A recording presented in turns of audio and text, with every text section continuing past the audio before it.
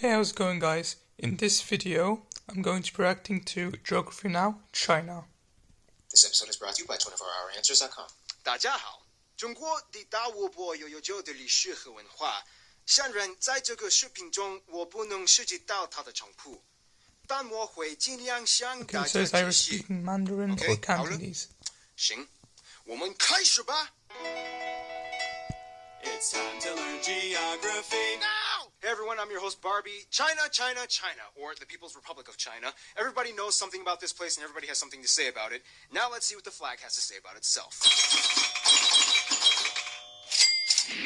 The flag is a simple red banner with 5 yellow stars in the upper hoist or canton corner, a large star surrounded by 4 smaller ones in a semicircular pattern to the right. According to the governmental interpretation, the red background symbolizes the revolution and the 5 stars were made yellow to radiate against the red. The stars represent unity of the Chinese people under the leadership of the Communist Party of China. The larger star symbolizes the Communist Party of China, and the 4 smaller stars that surround the big star symbolize the 4 social classes: the working class, the peasantry, the urban petite bourgeoisie, and the national bourgeoisie. Well, that was pretty easy. Unfortunately, that will be the only easy part of this video. Let's get messy. Oh no.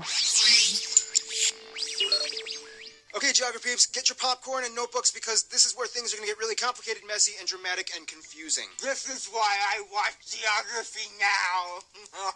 First of all, mainland China And is that located guy's in creep. and dominates the heart of East Asia. At over 22,000 kilometers, it has the world's longest combined land border with 14 other countries. The country spans all the way from the Taklamakan Desert to the coast of Fujian. Depending on your method of measurement, China could either be the Sounds second, Japanese. third, or fourth largest country in the world by total area. If you include all of the water territories, Canada is the second, even though China has slightly more landmass. And if you include Alaska, Hawaii, and all the official territories, the U.S. is slightly larger than China. But if China's disputed and confusing territories are all included, then China is a little bit larger. Yeah, I know, it's only been a couple minutes and I'm already making it look like...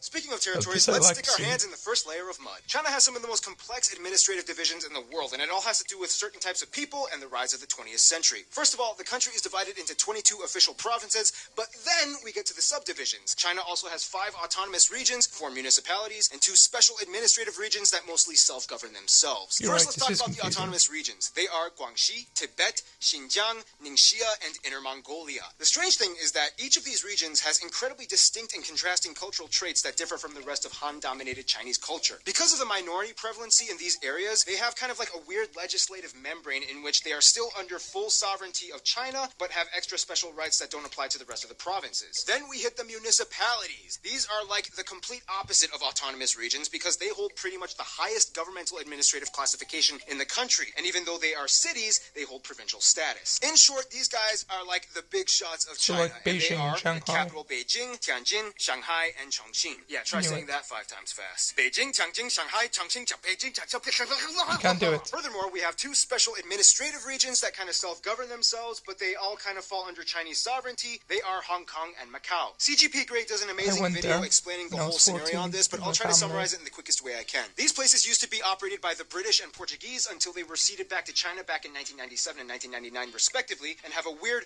one country, 2 systems policy, even though it should be 3 systems. But hey, each of these areas has their own passports, currency, language, and even government. Then you have the strange 6 economic zones, which even though they do not have their own autonomy, they have flexible government regulation and free market policies that allow them to manage business transactions in a more liberal manner. These zones are cities along the coast and the entire island region of Hainan, otherwise known as the Hawaii of China. Ha! Thought that was heavy? Now things are gonna get really ugly.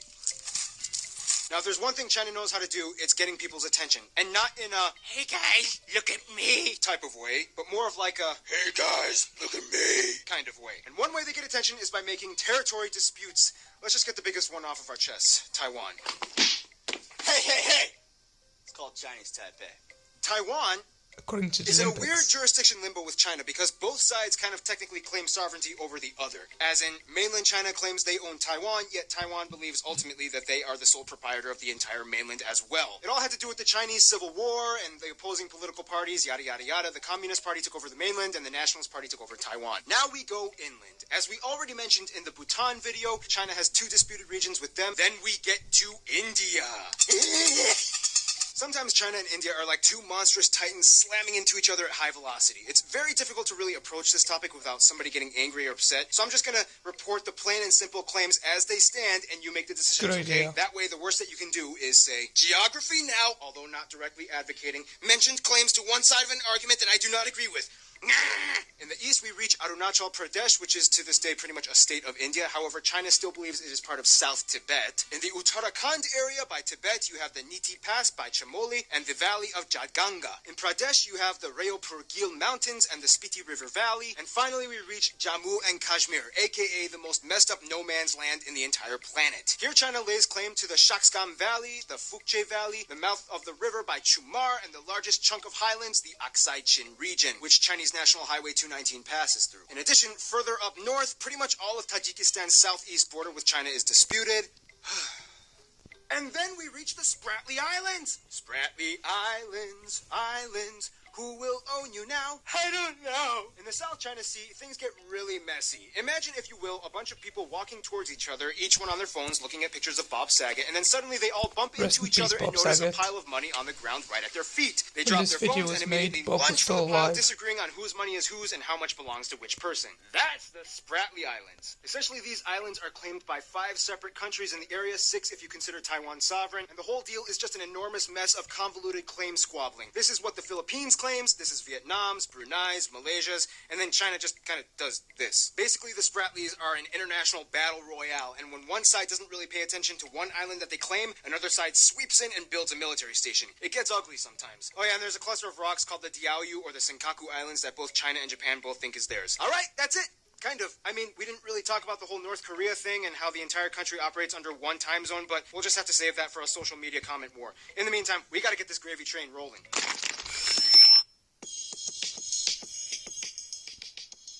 You asked, so we put our icons in one. Not interested. China is a big, big country, so naturally you're going to get deep geographic divisions all over, but in general, if you look at China from space, you'll notice that the east is significantly greener than that of the arid, rocky north and west. Situated Yeah, right what on do you the know? eastern third of the Eurasian landmass, China's inner and coastal domain is kind of shielded by the arid, sparsely populated highlands in the southwest, west, and north, encapsulating the fertile lowlands inside. I like to call this the Chinese shield. Nobody's gonna touch my plants. This is partially why it took Europeans so long to develop solid ties and interactions with the East. I mean, sure, the Silk Road had existed for centuries prior, but crossing all the mountains and deserts and rocky paths was less favorable to sea exploration for them. And by the way, no, Marco Polo did not bring the concept of pasta to Italy by bringing back Chinese noodles from his travels. Pasta had already existed in the Mediterranean for centuries prior to the excursion.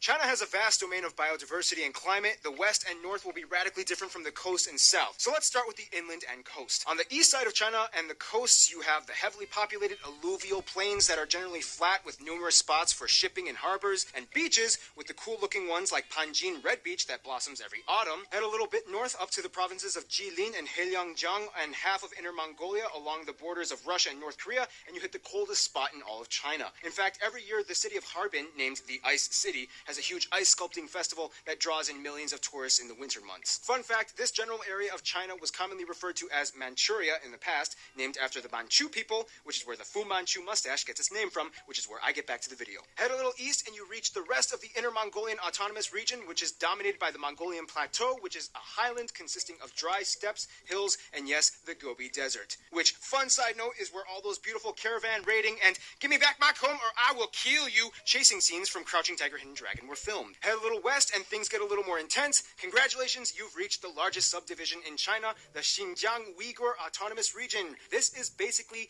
the Wild West of China. At over 1.5 million square kilometers, only about 5% of the area is fit for human habitation. This area is strange, rocky, rugged, mountainous, and loaded with oil, making it China's largest gas-producing region. Then you head a little south and you reach the strange Taklamakan Desert, or the Cold Desert. This huge basin of shifting sand dunes is almost completely surrounded by the snow-capped mountains, trapping in the frigid winds. However, it still lies in the rain shadow zone, so it rarely receives any precipitation. However, the funny thing is, if you look closely, you can see the ice melt from the Tian Shan and Kunlun mountains in the north and south, feeding into the valleys below by the desert until they create a dry riverbed that looks like a strange Angelina Jolie forehead vein in the desert. Head south and then we reach the most notable autonomous region, the Tibetan Plateau. As the highest region on Earth with an average elevation of nearly 5,000 meters, 16,000 feet, this area is situated on the Himalayan mountains, the tallest mountain range on the planet and the tallest mountain in the world. Mount Everest straddles the border with Nepal. The funny thing is, the Tibetan Plateau and to some extent the Qinghai province is so high that the snowmelt runoff doesn't really have much to go in the arid north. So it just kind of flows into the empty crevices, creating China's largest network of freshwater lakes, speckled throughout the entire area, including the largest lake in China, Qinghai Lake. Many speculate that these are actually the sources of many of the major rivers in China, including the Yellow and Yangtze. Then we get to the southeast by the provinces of Yunnan, Guangxi, and Guangdong. As the warmest regions in the country, these areas are home to some of the most picturesque rock forest and eroded mountain landscapes with the terraced rice paddies that have literally usurped the entire surface area of hills and mountains. This is also the only place where you can find the creepy snub-nosed monkey. When you head inland, you reach the rural areas and you can encounter the vast network of rivers and creeks that irrigate the endless crop fields that never end, with the occasional pine and bamboo forest. Here's where we have to address a little bit of reality. Yes, China is loaded with beautiful scenery unmatched anywhere else in the world. I mean, the setting for Avatar was inspired by the Zhangjiajie National Park. However, just like any other major state, they do have their land controversies. China has been trying really hard to crack down on its poaching, and especially against the endangered species like the black-necked crane, the golden monkey, and of course, the iconic mascot of the nation, the giant panda bear. And on top of that, China has quite a pollution problem. The Chinese Ministry of Health has stated that industrial pollution has made cancer China's leading cause of death. This is both attributed to the air and land pollution. They've tried their best to combat the issue with instituting strict regulations on fines and bans, but with the population as big as China, it's proven incredibly difficult to manage contamination maintenance. Now let's talk about the most controversial aspect of China, Alright, here we go. I'm probably not going to feel this nervous until we get to the Israel video. Or the country that must not be named. Let's talk about the people. Macedonia. With a population around 1.4 billion people, China is the world's most populous country with around 19% of the entire world's population. About 1 out of every 5 people on the planet is Chinese. Let me just emphasize exactly how big that is. In China, they have traffic jams that can last not only hours, but days on 50-lane highways. In China, even if you are 1 in a million, there are still 1,400 people exactly just like you. But my mom thinks I'm cool. Okay, that's great. Seriously though, China is packed. However, with the colossal population comes an endlessly broad spectrum of culture, traditions, people groups, customs, and lifestyles. China officially recognizes about 56 different ethnic people groups that inhabit the entire country. At about 90%, the largest majority of the population identifies as Han Chinese, and the remainder of the population typically falls within one of the many ethnic groups and the subdivision groups. The largest ones being the Zhuang, the Hui, the Manchu, and the Uyghur. Funny little side note, there are actually about twice as many Mongols living in China than there are actually in Mongolia itself. The interesting thing is that they actually write in the traditional vertical Mongol script that has all but been abandoned from regular Mongolia since the introduction of the Cyrillic alphabet in the 40s. You can even find the traditional characters on street signs in stores in the region. When it comes to the population, you need to know about the imaginary Heihe Tengchong line. This is a line drawn diagonally from the northern city of Heihe all the way to Tengchong in the south, and about 94% of the entire country's population lives east of this line. The official language of China is Mandarin or Putonghua. However, like mentioned before, regional languages exist and they're even allowed to publish and utilize their own scripts in public. You can find the largest linguistic contrast in the autonomous regions. The Zhuang language is spoken in the Guangxi Autonomous Region and is actually closer to the Tai and Lao languages with some mutual understanding. The only problem is that it's written in the Latin alphabet. Just like we mentioned in the Bhutan video, the Tibetan language is closer to the Bhutanese Dzonga language and is written with the Tibetan syllabary, which is actually closer to the scripts found in India and Nepal. The Uyghurs of the north write in an Arabic-based writing system, and it's crazy because these people are actually the least Chinese-looking people in all of China, as they are Turkic in their heritage, yet they still have Chinese citizenship, and most are able to at least hold a conversation in Mandarin as a second language. Then, of course, we get to one of the most widely known dialects, Cantonese, spoken mostly in the south in the Guangdong province, as well as Hong Kong and Macau, propagated worldwide through the help of famous Hong Kong cinema and television. One thing you need to understand is that many of these dialects are completely unintelligible to Mandarin. For example, in Mandarin, you might say, 很高兴见到你, but in Cantonese, you would say, 好高興認識你. In Mandarin, 是昨天在哪裡, but in Cantonese, 是時間喺邊度啊? See, they don't sound anything alike. Well, they don't sound like no nothing to me either way, so it don't matter to me. Here, go play with this ball. The weird thing is, they all still use the same Chinese character writing system, so even if you don't understand each other, you can still communicate with writing. Fun little side note, the same thing even sometimes applies for Japan, as they use the kanji writing system, which is made up of Chinese characters all over. Culture-wise, there is too much to cover, and I won't be able to address everything, but basically the Chinese have an incredibly long history of vibrant, exuberating customs, traditions, rituals, dynasties, discoveries, inventions, wars, alliances, art, building, food, apparel, policies, and beliefs, and the list goes on and on. To even attempt to scratch the surface, we would have to make over 100 episodes. One thing that kind of is universal, though, is that the Chinese have a very hard-working, diligent type of social construct that looms over the entire population. Students can typically spend about 12 hours a day on schoolwork and studying in order to pass college entrance exams, which is a huge deal. Oh, and they absolutely love practicing English. In fact, there are actually more people in China that speak English as a second language than there are in the UK. Some children that show signs of being gifted in certain academic, athletic, and artistic prowess are even selected by the state to undergo training at specific academies that cater towards targeting on honing those skills. Speaking of which, the country operates under a one-party socialist state. But I thought China was communist.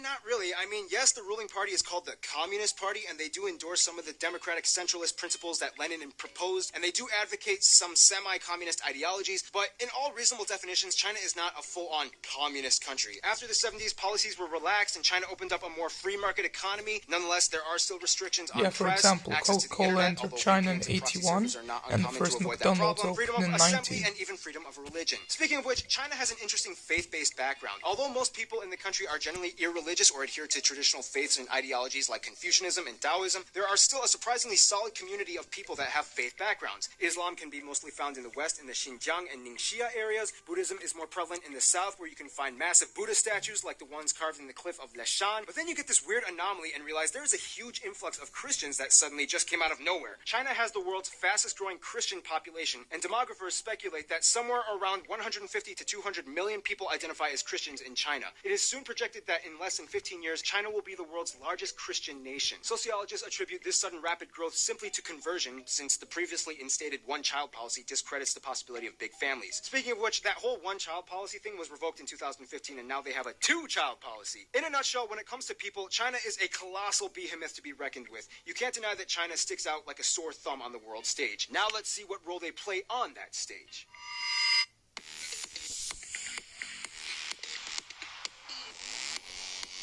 Already have it. Oh, come all ye peckish. The festive one returns to Domino's with sage and onion pulled turkey. Come.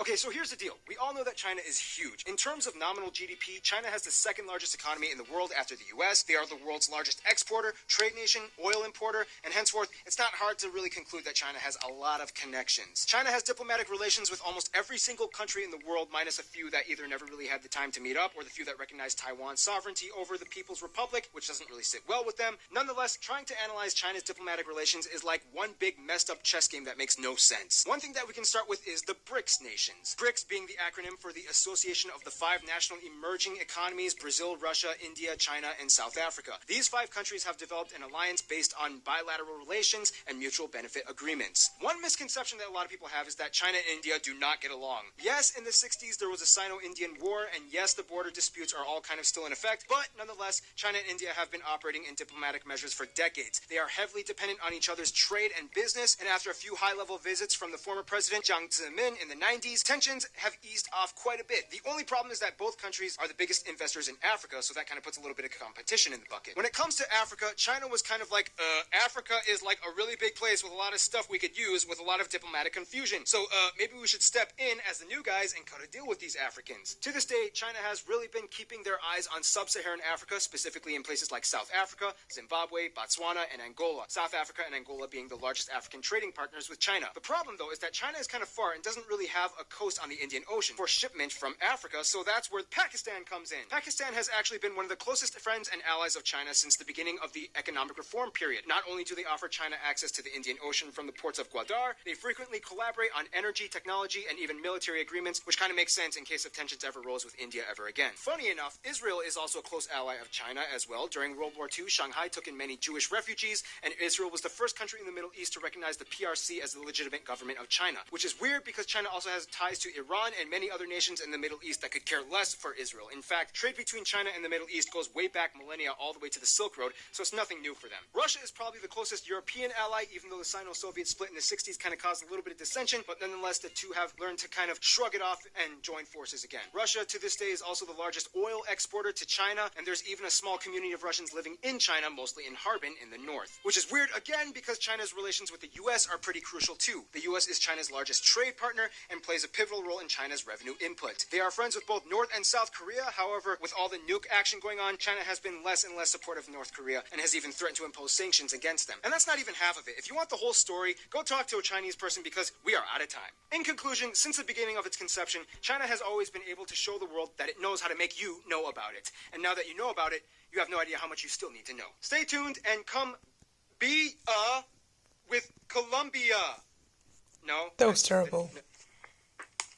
Hey Geography peeps, so Geography Now just got its first sponsor, 24HourAnswers.com. This is probably the best homework helping tutoring website ever. If you're in college or if you're a grad student or whatever, these people are smart, they're great. Most of the instructors have at least their master's degree, and I also have a promo code that you guys can use. I'll put everything in the link in the description below, but check them out, 24HourAnswers.com. They're helping out Geography Now, so feel free to check them out and help them out as well, 24HourAnswers.com.